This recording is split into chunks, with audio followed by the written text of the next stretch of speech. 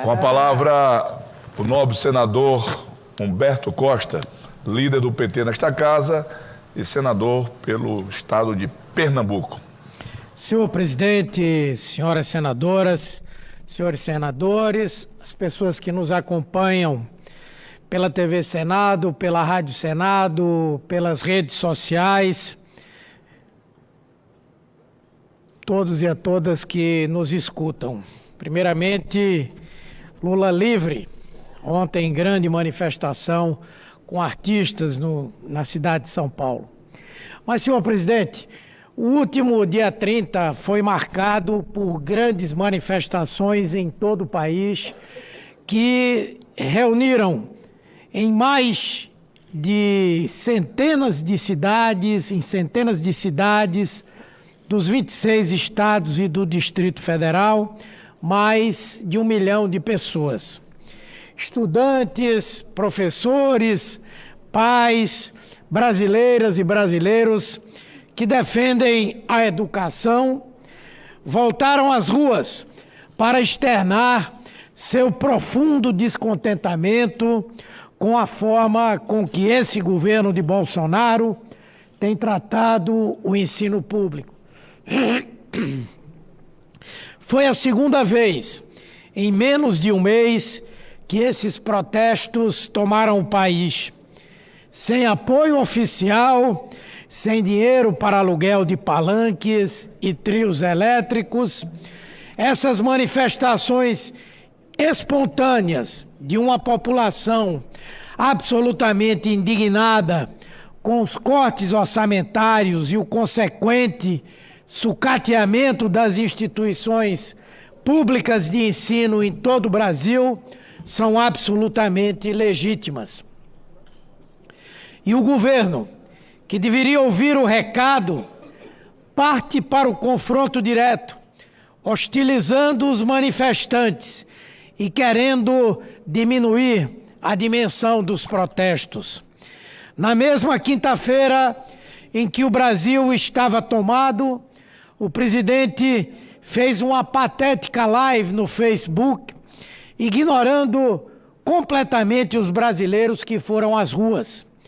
O ministro da Educação, especialista em gravar vídeos vexatórios, foi ainda pior. Partiu para a coação e o constrangimento por meio oficial contra os manifestantes.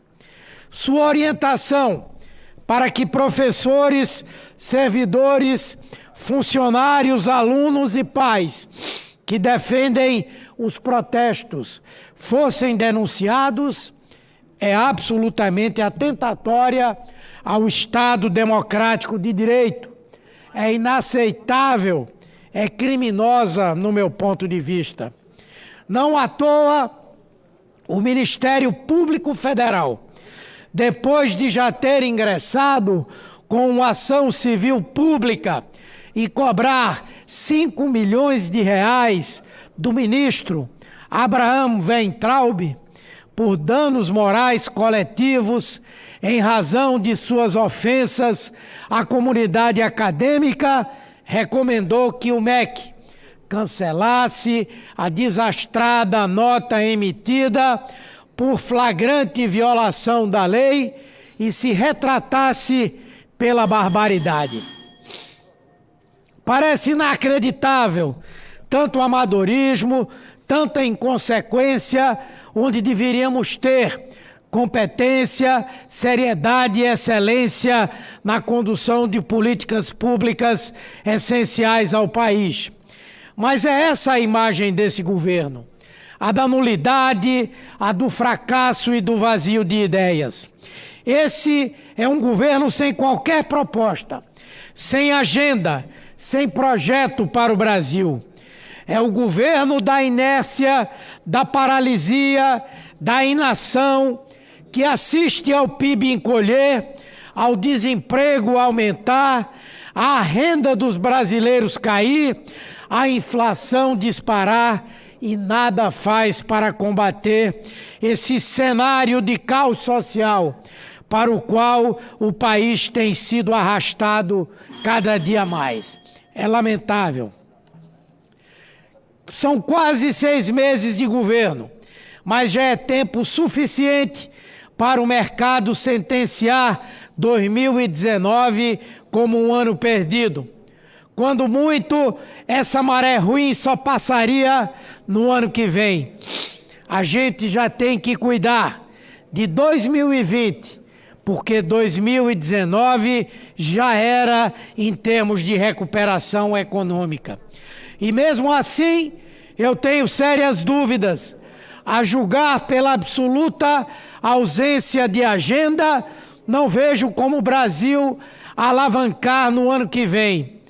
A oposição tem feito a sua parte de criticar, de apresentar caminhos, mas nada disso é suficiente diante da enorme incompetência desse governo, que nada tem a apresentar para fazer face aos graves problemas pelos quais passa o Brasil. Ou o governo se mexe e apresenta uma pauta consistente para tirar o país da crise, ou vamos mergulhar numa depressão econômica que redundará num sério colapso social. Até agora, a retórica histérica e ultrapassada de campanha a nada tem servido senão a acirrar ânimos, gerar conflitos que minam a estabilidade do próprio governo e prejudicam o Brasil. O presidente tem de mostrar seu projeto para o país e sair da pauta falida e cansada de armar a sociedade, de desligar radar de rodovias.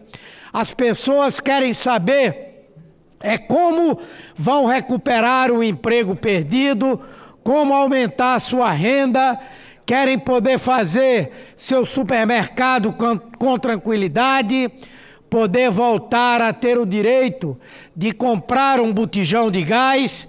É isso que as pessoas querem do governo, mas o presidente não apresenta nada, porque sua administração é oca, é um vazio de ideias e de propostas. Estamos aí às vésperas de uma greve geral, que virá no dia 14 de junho, e isso não vai parar. Essa insatisfação popular só vai aumentar mais a cada dia. As ruas estão dando o seu recado e o presidente precisa ter a humildade de escutá-las e corrigir os rumos. Vou concluir, presidente. Temos um exemplo a observar aqui ao nosso lado. A Argentina está afundada pela política ultraliberal de Maurício Macri, que em nada ajudou o país. Ao contrário, acentuou uma crise econômica com sérios reflexos sociais. É isso que o Brasil quer? É esse o caminho que queremos trilhar? Esse governo inoperante precisa, enfim, agir rapidamente para evitar que o país quebre e, principalmente, que haja uma séria fratura social que vitime a nossa já combalida população. As pessoas não aguentam mais tanto amadorismo e tanta barbeiragem no comando do país. Muito obrigado pela tolerância, senhor presidente.